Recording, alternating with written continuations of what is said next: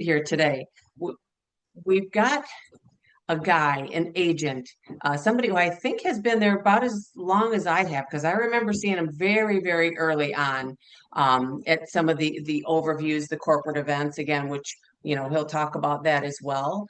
But this individual now, I believe he's a regional agency director. So last year, he closed out at 1.7 million. Over 400,000 was just in his base, which again, that shows you that he's building this thing to be stable and move. He broke out three AOs last year. He said one more is coming by the summer. Tons of activity. Now, right now, he said his base is submitting about 50,000 per month. And guys, if you look at the promotion guidelines, you can predict where you'll be in 3 months from now, in 6 months from now. But again, you have to know where you're going. And so I'm going to bring him on and he's going to tell you a little bit about, what our story, right?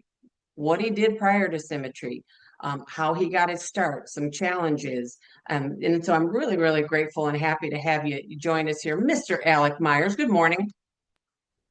Hey, good morning, Bridget. Thank you so much for having me. Paige, Tom, it's always a pleasure to see you guys. Absolutely. So tell everybody just a little bit, because I always find this part interesting too, and it reinforces the structure of our sales system. But just really quickly, where were you prior to Symmetry and then coming in? Well, prior to Symmetry, I was in corporate. I was a buyer for a manufacturing plant for about 5 years, and then decided to get out of that. Didn't know what I wanted to do. I played golf in college in Colorado. I didn't graduate. I was pretty decent at golf, not so good at school. So um, then I ended up getting into sales. I started in mattresses, then I got into car sales. It was kind of more of a dog eat dog. Didn't really like it. Didn't was kind of thinking sales really wasn't for me. And then right before Symmetry, I was with a practice company. It wasn't even really a practice company. I was in insurance for about a year and a half, doing business to business, Aflac, Colonial Life, MetLife, a little bit of New York Life stuff, and made zero money. Like I had no mentorship, no leadership, no nothing. It was a pretty dismal experience. And then came to Symmetry in July of 2018.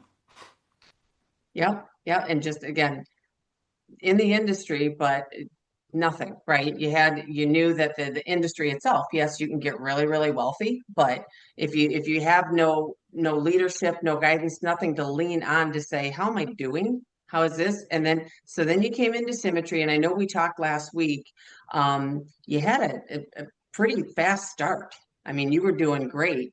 But you had to make some changes. You had to make some decisions early on, just in terms of your life situation, what you needed to do. So talk a little bit about your start, your success, and then kind of how you had to sort of readjust based on where you knew this needed to go for you. Yeah, so um and if I get off track or get on a tangent, just reel me back in, okay? Um so so yeah, I got into sales. The thing was is I never wanted to be in sales. I being in corporate America, I my clients, so to speak, were salespeople. They would wine me, dine me, take me to Avs games, take me to Broncos games. This was up in Colorado, and every one of them, they're basically buying my love. And they're like, "Oh, you should get into sales," and I'm like, "No, I'm not like you." You know what I mean? Like that's not me. You kill me with the S word. Um, and then I I got out of that. I realized I hated my life and got out of that. I thought I wanted to do some manual labor. Like I didn't have a degree. I didn't know what to do. I had a kid at the time. Um, Started to do some welding. Got injured. Needed to make money fast, and I got started in this mattress business. Which fun fact about mattresses: people don't window shop for mattresses. if they come in the store, they're probably going to buy something. They're usually there because their back hurts or, whatever. And so, um, thankfully, the place that I was with had a really good system. Like they had a really good process. And, the guy that mentored me at the time was telling me that, man, like you don't have to be a greedy snake to be good at sales. Like you just like all sales is you become a subject matter expert on something and you just help someone make an informed decision. They already want to buy something, they just don't know. They're just trying to figure out what the best option is to buy. And so that kind of flipped the stigma. And I had thought about getting into car sales for a while, but then I was like, "Ah, man, I hear it's real toxic. I hear it's real shady, kind of nasty. People are just kind of at each other all the time." And that's true. Um, I got into car sales. I mean, I was there for a number of years. Rough, rough life. Sometimes you're at the dealership till 10 o'clock at night, 11 o'clock at night. Um, and it just wasn't for me. Long story short is I was in the internet department. I was working leads. The dealership ended up making a shift, and everyone was taking internet leads. This was about the time where my wife left me. So I had two kids at the time. I had a 2-year old and a 4-year old. So they cut my salary, which was about 18,000 a year. I was living in Colorado. Prices were like skyrocketing at this time. And there was just no way for me to stay in Colorado. Like I was broke, I was broken, I was sad, I was miserable. I couldn't see my kids. I was at the dealership till 11 o'clock at night. And so I moved back to Texas, where my family was. I needed some help, and I came back to Texas and found a dealership here because that's what I knew. Like that's what I knew. I had never made six figures, but I had gotten really close.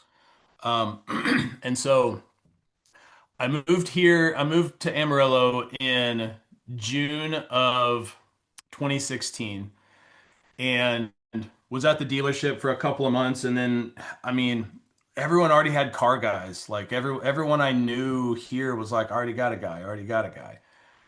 And I realized that I kind of had to start over. Like I really just had to start over. And so for me, it was if I was going to start over, I was going to build something for myself. Like if I really had to start over again, I was going to build something for myself instead of someone else. And I had two really good mentors at the time, still do. Uh, and they were telling me real estate or insurance. The problem with real estate was I didn't have time to get a license, and I also didn't have time to do open houses on the weekends. I didn't have time to do showings in the evenings. Like I had to pick up. My kids were 3 and 5 at this time, and so I had to pick my kids up from daycare or school or my daughter at the time. Like she was with me all the time. Like she couldn't go to school. I couldn't afford daycare or anything like that, and so. Um, so my default, a guy told me, hey, for $100 in Texas, you can get an insurance license. And so by default, I just kind of fell into it. I didn't really want to be in insurance. I felt like it was kind of gross and sticky. I felt like here's car sales, here's insurance. Like I was kind of taking a step back. Um, and I started working with this company, and they were a lot of the same things that we do here. Like they were like, hey, we have group me and we're gonna high five and show up for these meetings and talk about training and I was there for about a year and a half, and it was like no one was making money. No one was making money. Like we were driving all over the place.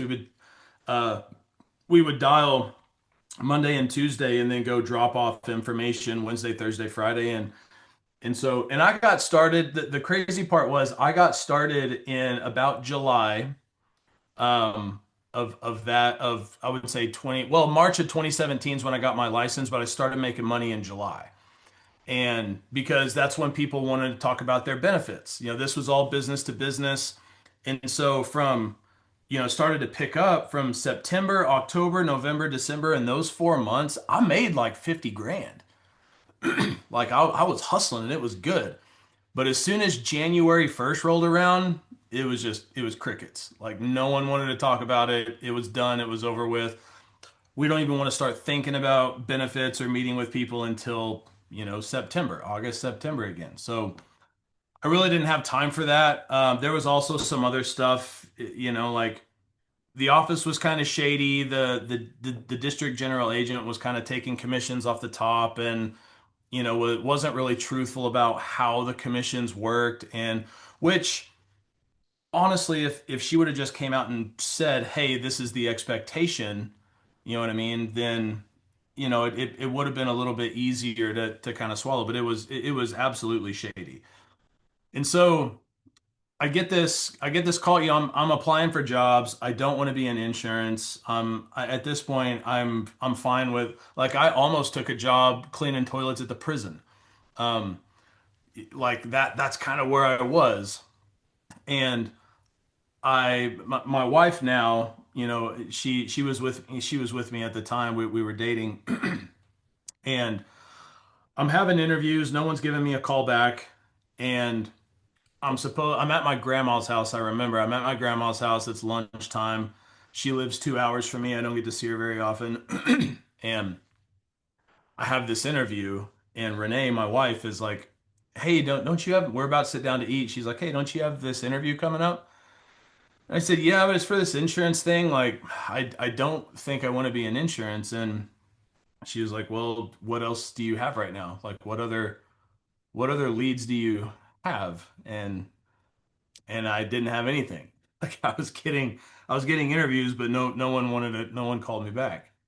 And so, she was like, you should probably go practice your interview skills, which, this particular interview did not go probably the way Grant had thought. And so I get on the phone with this guy, cold market. Like I didn't know Grant from Adam, direct to Grant Lieber. And he gets on the phone and he's like, "Hey, so why do you want to partner with Symmetry?" And I told him straight up, I was like, "Honestly, man, like I really don't want to be in insurance. I'm in here talking to you because I'm trying to figure out how to propose to my girlfriend and she wants me to have a job." So, so I'm in here having an interview with you, but I've been in insurance. I don't like insurance. I was done dirty, and I kind of, I gave him the whole spiel. And long story short is Grant was like, "Look, like it sounds like you're kind of in a bind." I was thousands of dollars, like tens of thousands, like nearly $100,000 in debt. I was in debt. Like I couldn't borrow anything. My mom almost went bankrupt, through this entire thing. She almost lost her house because of me.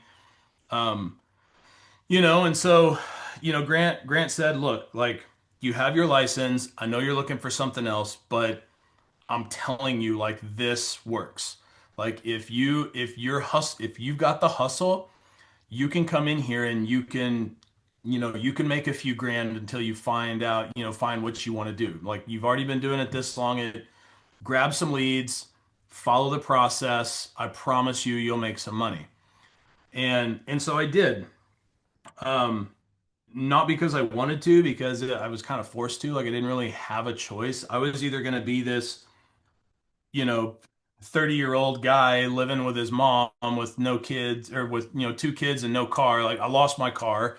Both of my cars were repossessed at the time. So I had no car. I had two kids. Didn't have any money. I was about to lose my house, but just I mean, I was kind of forced to be in this industry.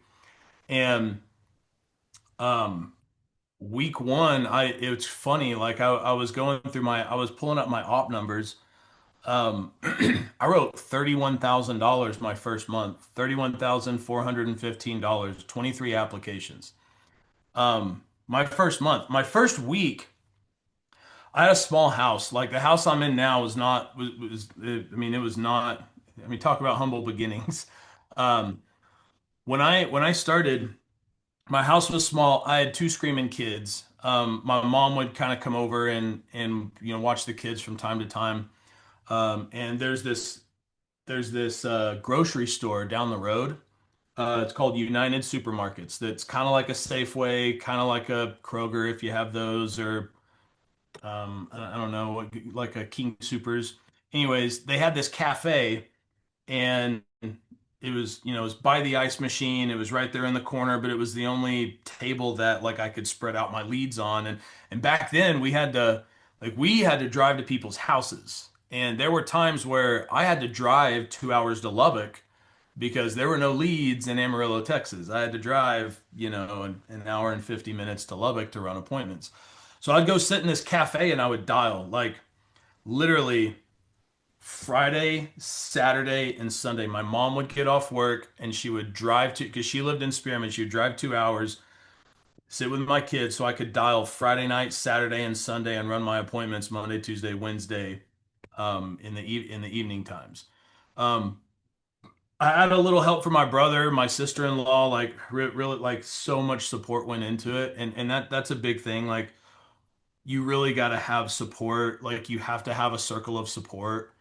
I mean, without those guys, I don't think any of this would have happened. And my first week, I wrote 9,200. Second week, wrote some more. But it was crazy because like Grant told me in the beginning, and I was skeptical because I was done dirty. The car business, I kind of had to learn my own thing, fabricate my own system. And when I came in, Grant was like, "Look, like this will work, but you have to follow the recipe." Like, and that's the thing about hiring salespeople. Salespeople, if you come from a sales background, you have bad habits. You do. And there's, if you come from a sales background, there's going to be things that you have to let go of that served you before that are not going to serve you here. There's things that you're going to have to let go of that, helped you in the past that do not work here. And that's what it was.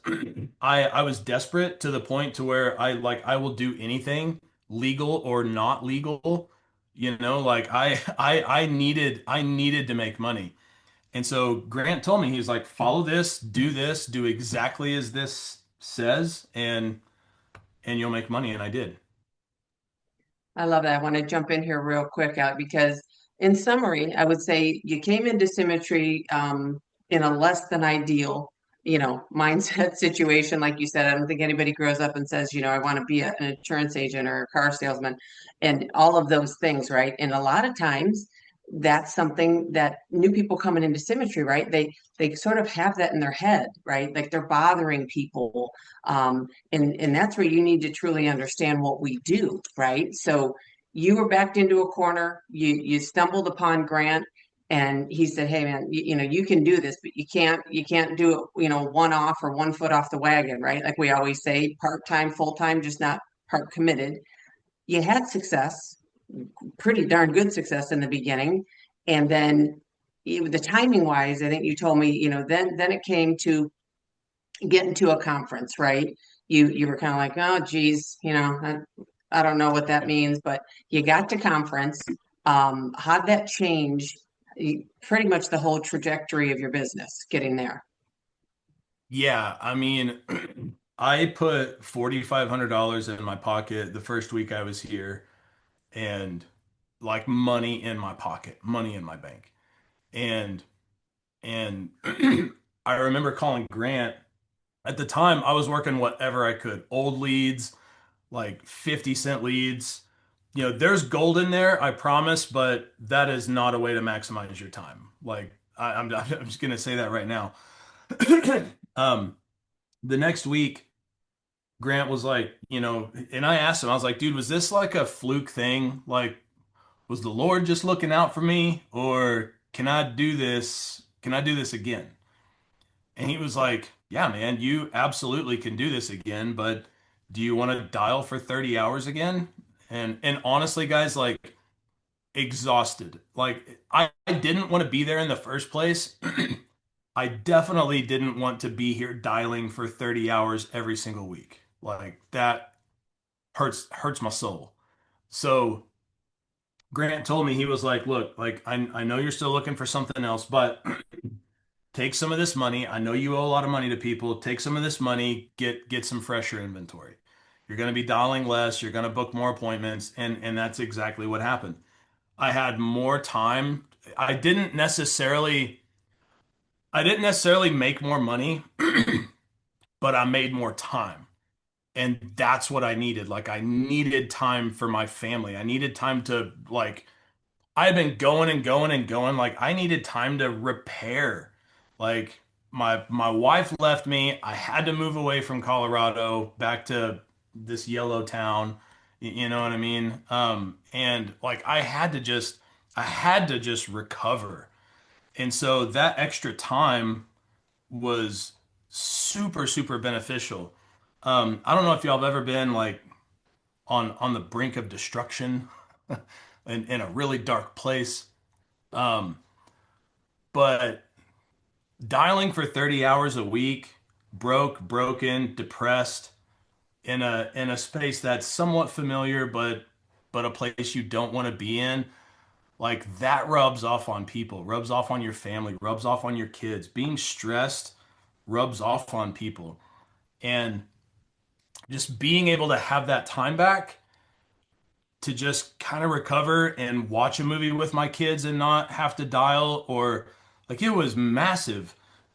And so I didn't make as much money the next week, but I want to say I wrote like another 9 grand, but I didn't issue as much of it. Like some of it I had declines, at the point I was just like money, money, money, come in. I was writing bad policies and wasn't asking good underwriting questions. And you know what I mean? I was writing policies, but I didn't issue as much. And so uh, Grant and Carl were telling me, they were like, "Hey man, you need to go to this conference." And I told Grant, this was probably like the beginning of August.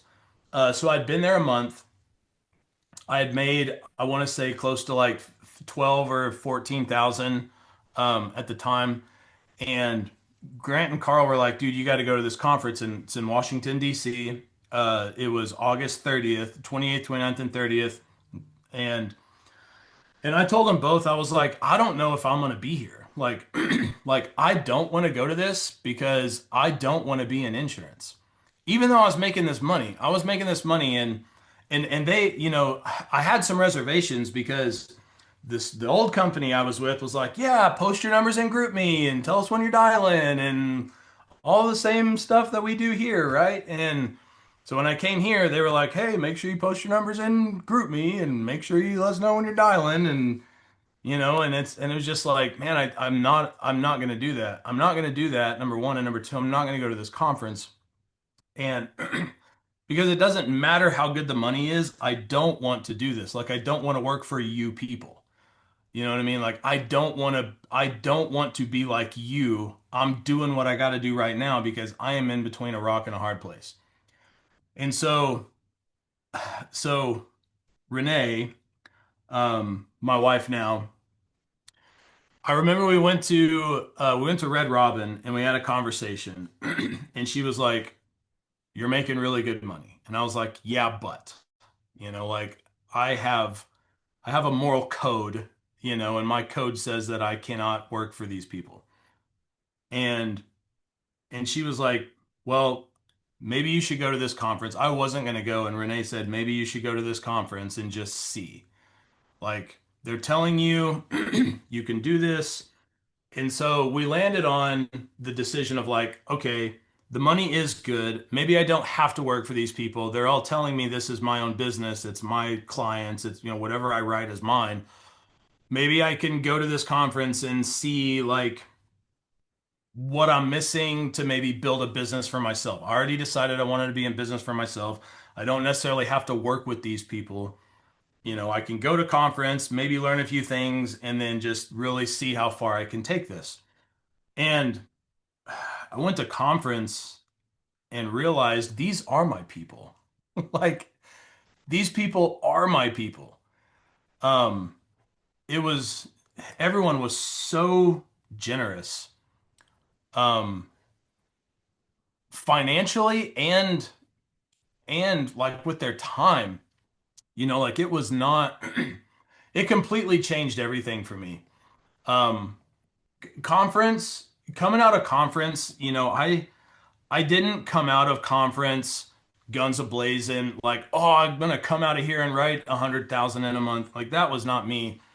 Guys, I came out of conference with like just such a peace about things. Like I had such an internal peace, and like my numbers didn't increase, but my attitude did. The quality of time with my family did. My relationships grew. You know what I mean? Like I coming out of conference, my business didn't necessarily grow, but I did. And which the bar was pretty low at the time, so like really the only trajectory was up. So But I love that, Alec. You talked about, I don't know about these people, and then you're like, well, these are my people. And I think any of us that have been here a while, that feeling, right? Because when you kind of wipe that away, that constant resistance in your head of like, same thing here, getting to conference, at least you'll know, right? At least you'll know if it's for you or not. And for most of us, you're like, wow, that just cleared up a lot for me. And so, I know I don't want to, kind of go too far down to that because I know that's so powerful getting to conference. But we talked, if you would just briefly talk about now, our industry, has all these leads, different types of leads, different timing of leads, all of those things. What is I know this is kind of hard to distill down to one thing, but is there one thing you can share based on what you've learned with yourself, your agency, that can help somebody no matter where they are in the journey, just in terms of, structuring your day when you have a lot of different inputs coming in, timing of leads, calls, things like that. What would be one, maybe two, just high level things you could say, hey, this is what I learned I needed to do to now being a regional agency director, loving it, building, sharing, the opportunity with people. What would you say on that? mm, okay, I just want to make sure I understand the question because as you were talking, I was like, what about this? Nope. What about this? Nope. And so you're asking what is one thing or maybe two things that maybe everybody struggles with that no matter where they're at that could maybe kind of help them where they're at. Is that what you're saying? Exactly right. Yep. Okay. Full disclosure, I might go on a tangent with this again, so just interrupt me, reel me back. I would, it's hard to say just one, um, but I was looking back through my notes. I have notebooks upon notebooks upon notebooks, and I saw something in my notebook from my very first conference, and there were three things. It was Jacob Pogue, and he said there are three things you need to have when you're in this business. So I'm sorry, it's three. But the first thing is expect there to be challenge. Expect it to be hard. Things that are worth fighting for in life, everything worth having is going to fight back. And you cannot have any sort of progress without conflict. Progress is the byproduct of conflict. Okay.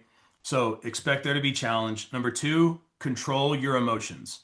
That means your emotions on how you feel about dialing, how you feel about jumping on conference calls, how you feel about working with a specific carrier over another carrier.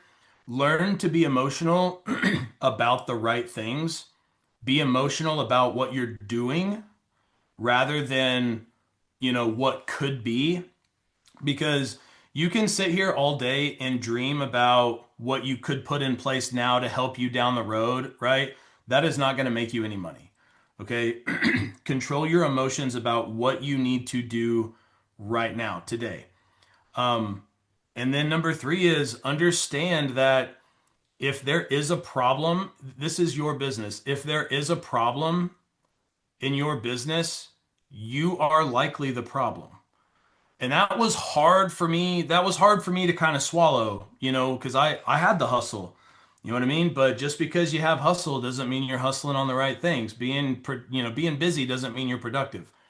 And so, you know, I would say I would say the number one thing, I know I gave you three, but I would say the number one thing is if you were someone else, like if someone else was looking in on your life, what would a calm, collected, sustained person think is the obvious answer? Like if you were to just look at your problem objectively, or if you were to ask someone else to take a look into your life and see what was wrong, what is the obvious answer? You know what I mean? Like, what is the obvious answer? Is it your time? Okay, then how do you fix that time? Is it your leads? Okay, how do you fix that? Right? Like winners find a way to win. Winners win. That's what they do. Winners win, losers lose. That it either is or it is not. This business, whether it's in insurance or real estate, it does not matter. Business is binary. It's zeros and ones, zeros and ones. It either is or it is not. You either did or you did not.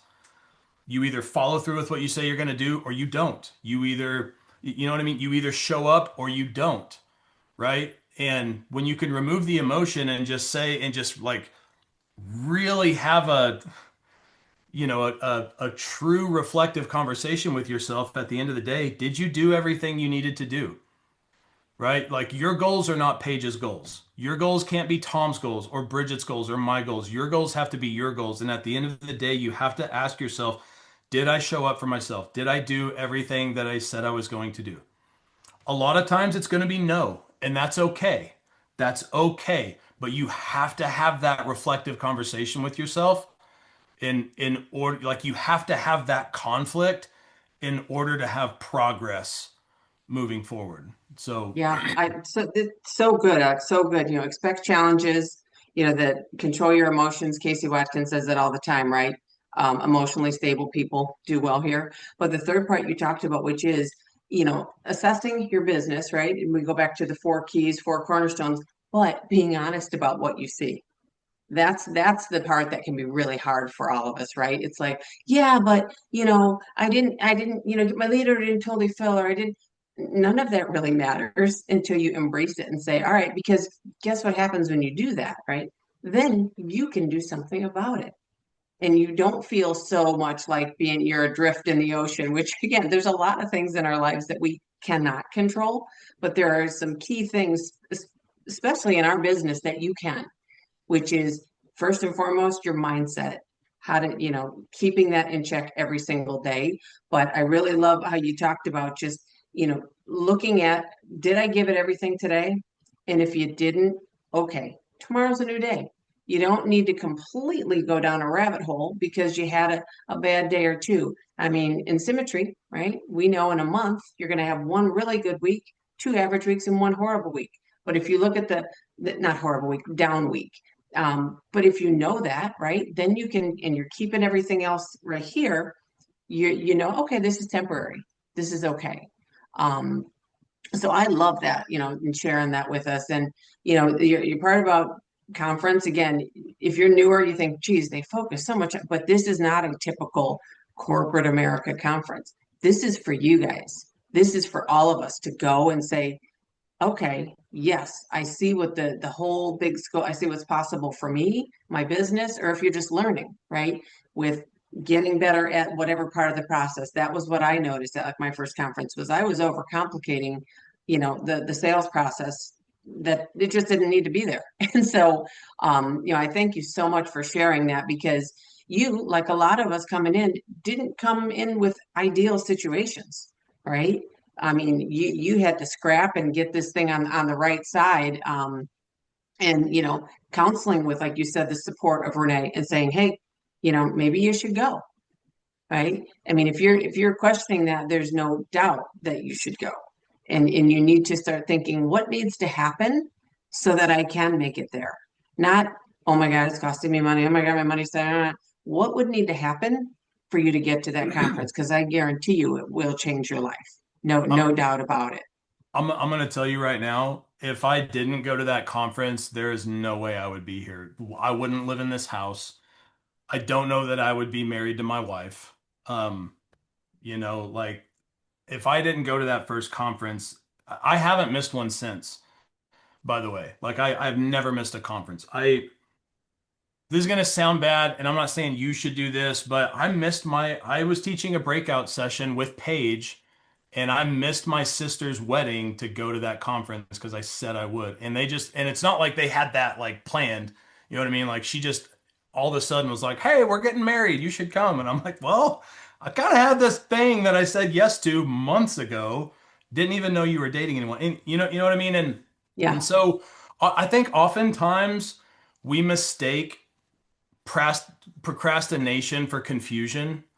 You know what I mean? Like Mm. I think sometimes like we're procrastinating, but we really just kind of blame confusion, like we're not sure what we should do, right? We pretend we're confused to kind of mask the responsibility of what we know we should be doing or what we should be doing.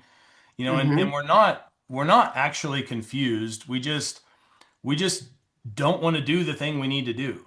And so we Yeah. choose confusion to avoid responsibility. Yep. And Agree. successful people live in clarity. They know I've Yes. never met a high caliber individual that wasn't sure on what they were supposed to do. You know what I mean? And Absolutely no. And if you and don't know, if you're new, that's what we're here for, right? That's, your upline, your mentor can say, hey, here's what you need to focus on, not going eyeballs deep in an agent guide, right? yeah. Yeah, I mean, you Make the guys have bets. probably heard this before, but like conference, it's not really a conference. It's kind of like your business training. Like if you guys may have heard this analogy before, but it's like if you were to buy a McDonald's franchise or a Starbucks or anything, right? Like they're gonna send you to McDonald's training. Like they're gonna teach you how to build the burger, how to buy the buns, how to hire people, how to fire people, when to turn the lights on, when not, right? Like when you are a business owner, they are going to instill the values and show you a system.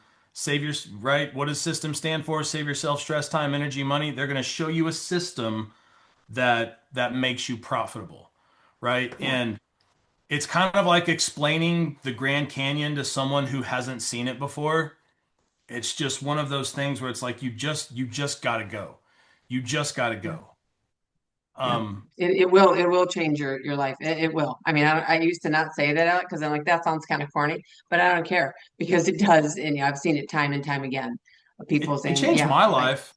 yep, You know mine too. like um it's it's just it's crazy, and I don't want to put my foot in my mouth. It's crazy because there's nothing really groundbreaking there. It's stuff you already know, but it's like deep. It's like the stuff that's deep in you that you don't you like you it's you know it's there. When you go there, you're gonna know. You're like, yep, that's right. Yep, that's right. Yep, I know this. Right? But it's like Yep, they pull all that stuff out of you, and then it's like it's just new. Like all the stuff, all the good stuff you know about yourself, all the good stuff you used to believe about yourself, they pull it out of you, and yep. it's just amazing. And It is. if you don't go, I'm going to be sad because of what just because of what's on the other side of that for you. You know what I mean? I Yeah, think about what my life would look like if I didn't go, and it makes me sad. Like yeah, how close was I to something so different? How close were my kids to living a much different lifestyle? yeah. You know what I No, mean?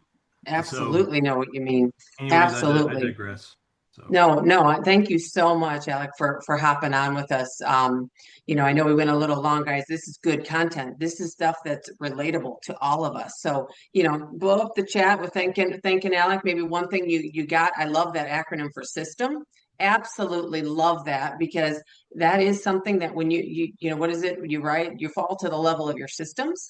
When you cannot get where you know you want to go, you need to reassess, and so just thank you so much again for reminding me of things that sometimes you forget, right? It's things you already know, you're reminded of, or you might learn something a little new. I absolutely love it, so thank you for taking the time today to share with us, and we'll see you in just about a couple of months, right? in Dallas, and you're driving, right? You're in a few hours. Yeah, it's about a 6.5. It's nice because I'm 6.5 hours from Denver, 6.5 hours from Dallas. So I You got it boxed out. I know You it's got a it nice boxed drive. out. Yeah. Yeah. Well, thank you again, Alec, for sharing, and everybody. I hope you at least I got a whole page of notes of things that again new ways of thinking about things. So everybody have a great Monday. Stay safe, and we'll see you guys very soon. Thanks, Alec. Thank you.